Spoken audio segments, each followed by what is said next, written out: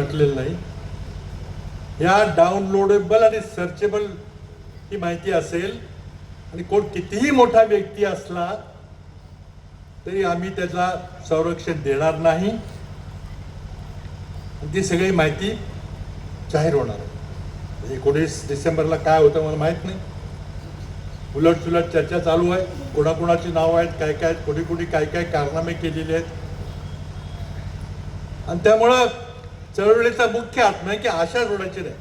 काहीतरी होईल बहुतेक असं आम्ही आशा घेऊन पुढे चाललेलो. झालं तर काहीतरी चांगलं होईल. पण चळवळ मात्र चालू ठेवावी लागेल. कारण एक संक्रामक काळ आहे. आज एक नवीन संस्कृती निर्माण होतीये.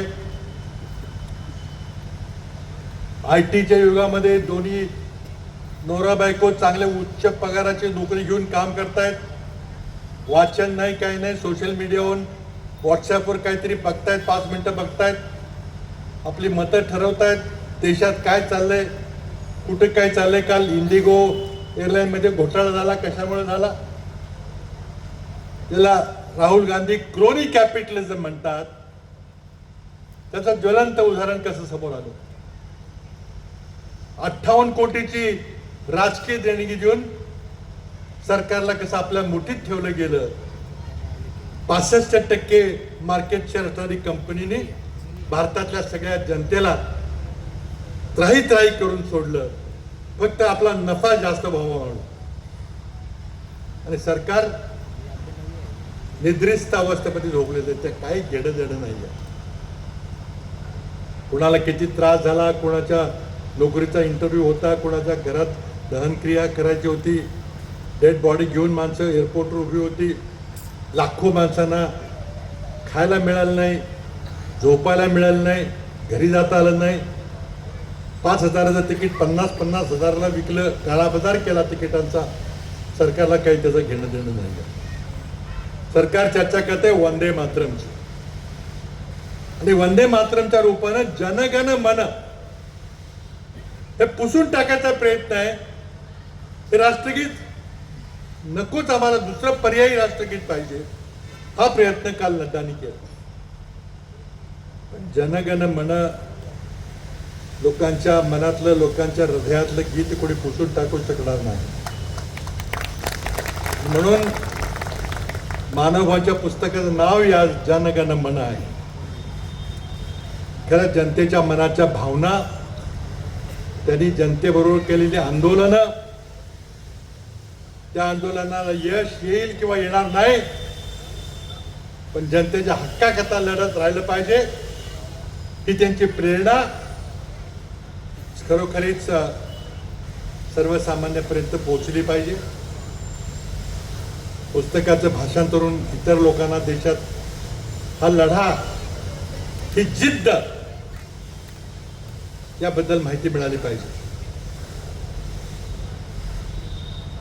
खरं म्हणजे मलाही काही गडबडीमध्ये सर्व पुस्तके वाचता आलं नाही. मी सुस्त चाळलं, प्रस्तावना पाहिली आणि त्यातला संदर्भ लक्षात आला की एका वादळाचे वर्णन आहे. वैचारिक वादळ, न्याय मिळेल याकरता केलेला संघर्ष, कितीही अवघड परिस्थिती असली तरी प्रयत्न करत राहिलं पाहिजे, हे मानवभावाने त्यांच्या जीवनातून दाखवलेलं आहे. 13 वर्ष वयामध्ये इतका भीषण अपघात झाल्यावर माणूस स्वतःच्या पायावर पुन्हा उभा राहू शकेल तर विश्वास बसणार नाही, अशी ही कहाणी आहे. आणि त्यामुळं सरकारने कितीही अन्याय केला तर आपण पुन्हा न्यायाचा लढा जिंकू शकतो, जिंकता आपल्याला येईल, ही त्यातली भावना आहे. म्हणून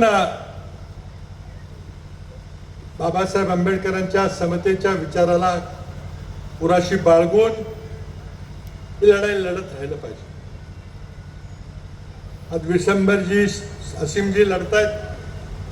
कोणी येऊ नका, न येऊ, बोलवतील तिथे जातात, सांगतात, बोलतात, सरकारचा पर्दाफाश करायचा प्रयत्न करतात, त्यांना आमिष दिली जातात, धमक्या दिल्या जातात.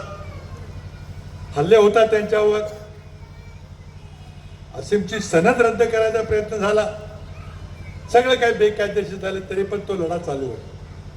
आणि तसाच मानभावाचा लढा या परिसरामध्ये चालू आहे.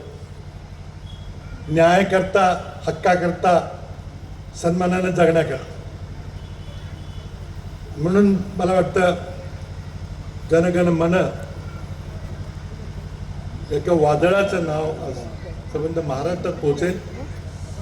जिद्दीनं प्रयत्न केला तर आपण काय करू शकतो याचं ज्वलंत उदाहरण समाजापुढे, विशेषतः युवा पिढीपुढे जाईल. त्यातून मला वाटतं नवा महाराष्ट्र, नवा भारत उभारायची आपल्या सर्वांना प्रेरणा मिळत राहील अशी अपेक्षा करतो. आता एका चांगल्या कार्यक्रमाकरता मला सुभाषजींनी इथं बोलावलं, मलाही येता आलं, त्याबद्दल त्या सर्वांचे मी धन्यवाद व्यक्त करतो. आणि संघर्ष करत राहा.